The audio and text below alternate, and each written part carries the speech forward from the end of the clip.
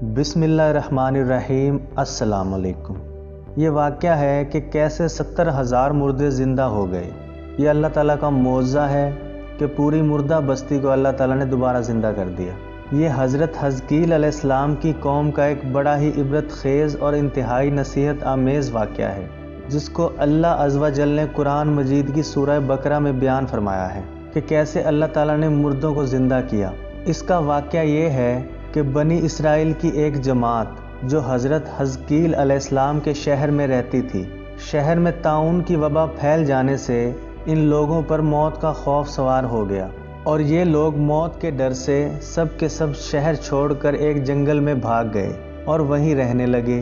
تو اللہ تعالیٰ کو ان لوگوں کی یہ حرکت بہت زیادہ ناپسند ہوئی، چنانچہ اللہ تعالیٰ نے ایک عذاب کے فرشتوں کو اس جنگل میں بھیج دیا، جس نے ایک پہاڑ کی آڑ میں چھپ کر اور چیخ مار کر بلند آواز سے یہ کہہ دیا کہ موت وا، یعنی تم سب مر جاؤ۔ اور اس مہیب اور بھیانک چیخ کو سن کر بغیر کسی بیماری کے بالکل اچانک یہ سب کے سب مر گئے، جن کی تعداد 70,000 تھی۔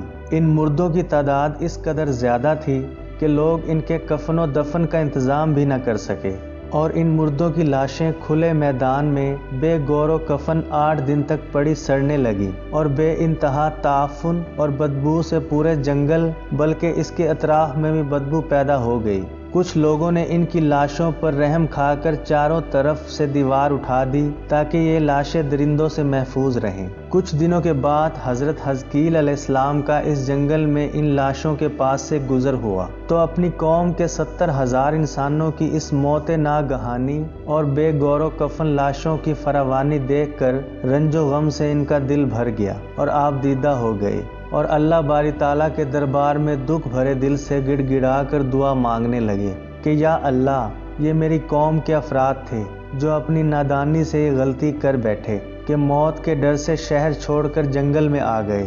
یہ سب میرے شہر کے باشندے ہیں، ان لوگوں سے مجھے انس تھا اور یہ لوگ میرے دکھ سکھ کے شریک تھے۔ افسوس کہ میری قوم ہلاک ہو گئی اور میں بالکل اکیلا رہ گیا۔ اے میرے رب، یہ وہ قوم تھی جو تیری حمد کرتی تھی اور تیری توحید کا اعلان کرتی تھی اور تیری کبریائی کا خطبہ پڑھتی تھی۔ آپ بڑے سوز و دل کے ساتھ دعا میں مشغول تھے کہ اچانک آپ پر یہ وحی اتر پڑی کہ اے حزقیل علیہ السلام، آپ ان بکھری ہوئی ہڈیوں سے فرما دیجئے کہ اے ہڈیوں، بے شک اللہ تعالیٰ تم کو حکم فرماتا ہے کہ تم اکٹھا ہو جاؤ۔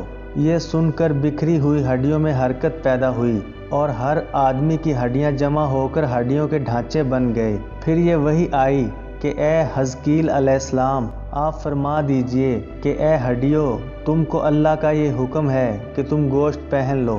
یہ کلام سنتے ہی فوراً ہڈیوں کے ڈھانچوں پر گوشت پوست چڑھ گئے۔ پھر تیسری بار یہ وحی نازل ہوئی، اے حزقیل، اب یہ کہہ دو کہ اے مردو، خدا کے حکم سے تم سب اٹھ کر کھڑے ہو جاؤ۔ چنانچہ آپ نے یہ فرما دیا تو آپ کی زبان سے یہ جملہ نکلتے ہی 70,000 لاشیں دم زدن میں ناگہاں یہ پڑھتے ہوئے کھڑی ہو گئیں کہ سبحانک اللہم و بحمدک لا الہ الا انت۔ پھر یہ سب لوگ جنگل سے روانہ ہو کر اپنے شہر میں آ کر دوبارہ آباد ہو گئے اور اپنی عمروں کی مدت تک پھر زندہ رہے۔ لیکن ان لوگوں پر اس موت کا اتنا نشان باقی رہ گیا کہ ان کی اولاد کی جسموں سے سڑی ہوئی لاش کی بدبو برابر آتی رہی، اور یہ لوگ جو کپڑا بھی پہنتے تھے وہ کفن کی صورت میں ہو جاتا تھا، اور قبر میں جس طرح کفن میلا ہو جاتا تھا ایسا ہی میلا پن ان کے کپڑوں پر نمودار ہو جاتا تھا۔ چنانچہ یہ اثرات آج تک ان یہودیوں میں پائے جاتے ہیں جو ان لوگوں کی نسل سے باقی رہ گئے تھے۔ اللہ اکبر۔ آپ دیکھ رہے تھے ہمارا معلوماتی channel info T V. Video کیسی لگی ہمیں کمنٹ سیکشن میں ضرور بتائیے گا۔ ویڈیو کو لائک اور شیئر کیجیے گا اور چینل کو سبسکرائب کیجیے گا۔ شکریہ۔